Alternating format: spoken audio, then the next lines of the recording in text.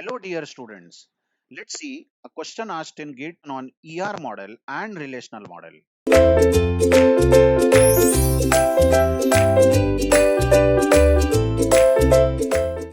Now, the question is let E1 and E2 be the two entities in ER diagram with simple single valued attributes.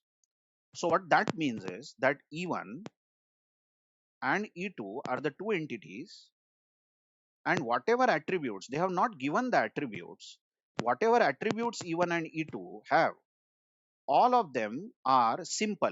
That means they are neither composite nor multi-valued. Now further they have said let R1 and R2 be the two relationships between E1 and E2. So there is a diamond, the relation between E1 and E2. Let's call this as R1, relation R1, and there is another relation R2 between E1 and E2. This can happen. Multiple relations between the two entities. Further, it is said where R1 is one to many. So this R1 relation is one to many relation, and R2 is many to many, you observe. So R2 is n to m, many to many. One more statement, R1 and R2 do not have any attributes of their own. Now you know from the past videos that R2, which is a relation, can have an attribute of its own. Yes, the relations can also have attributes like hours worked in one of our earlier videos where we saw employee works for multiple projects. But they have made it clear that both R1 and R2 do not have any attributes of their own. Okay. Now the question asked is, what is the minimum number of tables required to represent this situation? 2, 3, 4, 5. How many tables will be created? Now take one relation at a time. Talk about relation one to many, one to many. How do you convert one to many relation? Each of the entities E1 and E2 will become table. So there will be an entity E1 which will become table, and there will be entity E2 which will become table. And imagine that E1 has two attributes A and B. Just imagine. And A is underlined, so this is primary key. And E2 has two attributes C and D, and C is underlined. This is primary key. Now what do you do? Yes, the primary key of one side, remember E1 is one side. Primary key of one side becomes foreign key of the other side. So which attributes will be there in E1, although not asked? A and B, that's it. This is one side. Which attributes will be there in E2? Yes, C, which is primary key of E2, D and A. This A is the foreign key which refers the primary key of E1. So two tables created for one to many relation. Wait, this is only for one to many. Now talk about many to many relation, R2. Whenever there is many to many relation between the two tables, then for this relation you create a new table. There is a table created for relation itself. So we will get a new table called E1 E2. Name it as you like. I have named it as E1 E2, and primary key of both the tables E1 E2 will become columns. A and C will become columns of this new table. Now this A is a foreign key which refers primary key A of E1, and this C is the foreign key which refers primary key C of E2. So the correct answer is 3. Minimum 3 tables will be created. Yes, everyone. Now let's see GATE 2018 question asked. The question is that in an entity relationship model, ER model, suppose R is many to one relationship from entity E1 to entity E2. So what they are saying is E1 and E2 are the two entities, and there is a relation between E1 and E2. And this relation is many to one. Okay. Further, assume that E1 and E2 participate totally in R. That means there is a double line at both sides. E1 and E2 both participate totally in the relation. And that cardinality of E1 you observe is greater than cardinality of E2. That means cardinality of E1 should be n and cardinality of E2 is 1. Okay. So what are they asking is which one of the following is true about this relation? Check option A. Check this option A. Every entity in E1 is associated with exactly one entity in E2. This is true. We got the answer. This is true. Every entity in E1 is associated with exactly one entity in E2. Check out this. Suppose you take some entity E1 from here and you ask E1, how many entities are you related with E2?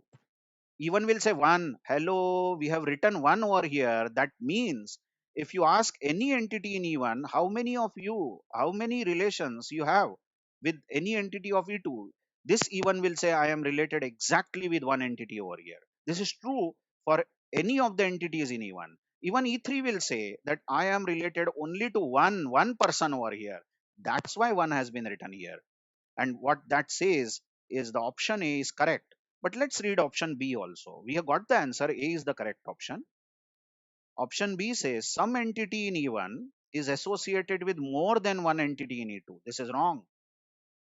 Some entity like E4 cannot be related to more than one entity. E4 is related to say 3 entities over here. You have written 1. That means every entity of E1 is related exactly to one entity of E2. Correct or not? That's the meaning of that cardinality. Let me erase a few things.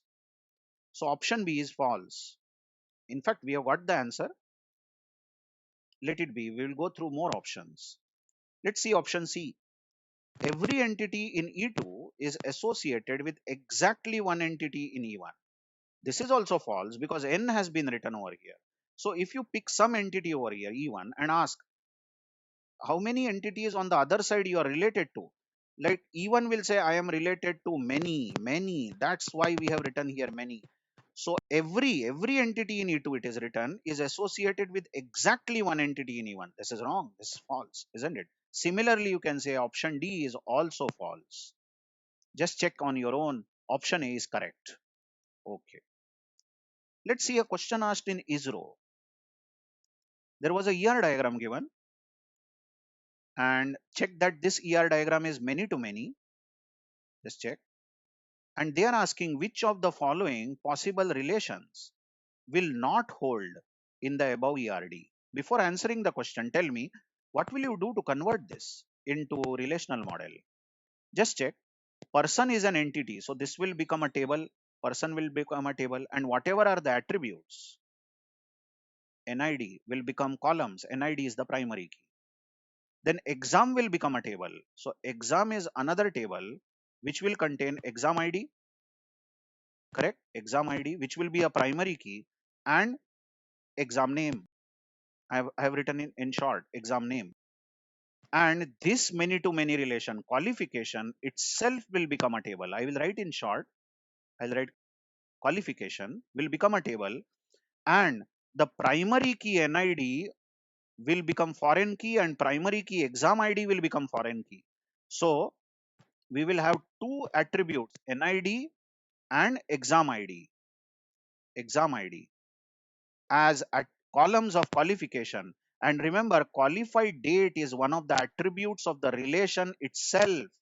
So qualified date will be one more column. So these are the three tables created, isn't it? Person, exam, and qualification. So they are asking which one of this will not hold. Check that person will contain NID and name. Yes, valid. This will hold. Qualification will contain NID, exam ID, and qualified date. Perfect. This will hold. They are saying exam will contain exam ID, NID, and exam name. This will not hold. What they are saying is this NID will be foreign key over here. No. This is many to many. This does not happen over here. So option C is wrong. Anyway, we have already found exam will contain only 2 columns. And they are saying exam will contain 3 columns. And exam will contain 2 columns. Exam ID and exam name is valid. So option C is wrong over here. Just check how important it is to understand the fundamentals. And this is possible. Within seconds, you can answer this question, provided you know You have seen the earlier videos properly again and again. You watch those videos, you see these rules, and I bet on it, any such question can be easily answered by you. Okay. Let's see one more question asked in ISRO 2018. Just check. In this particular question, it is said that there is a ER model and Y is a dominant entity and X is a subordinate entity. That means X is a weak entity and dominant here means strong entity. So there is a relationship between strong and weak. So Y is an entity which is strong and X is an entity which is weak. So I will show this in double rectangle. And this relationship, the diamond, also will be shown in double diamond. This is the relationship. Correct? Maybe this is employee, just as we saw in our video of strong to weak entity set.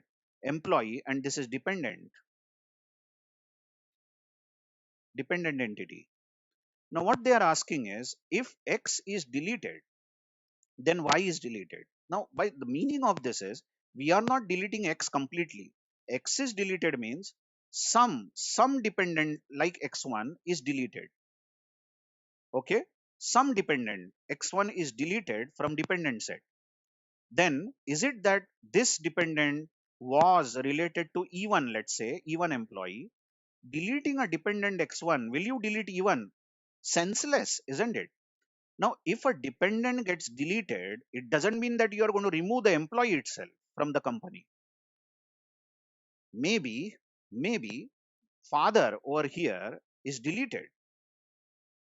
Sorry to say that, but suppose father here is deleted. But then that doesn't mean that E1 who was related to that father will be deleted. So this is false. The other way around, you see, if Y is deleted, then X is also deleted. This is correct. Just imagine, just imagine that if E1 is an employee, E1 is an employee, and currently E1 is working with us. Okay, and E1 is related to some dependent X1. X1. Now suppose E1 retires or E1 leaves the company. If E1 leaves the company, it is definite that we are going to remove all the dependents from our dependent table. I mean, why should we record the names of the dependents of E1 if E1 is not going to be associated in our company anymore? So deleting something from Y will delete corresponding entry in X. This is valid, and they had asked which option is valid over here. Just check C is also false. Just check on your own. If Y is deleted, X is not deleted. Hello. If Y is deleted, if E1 is deleted, then X is deleted. They are saying not deleted is false. So B is the correct option. I hope you have understood strong and weak entity question. Thank you very much.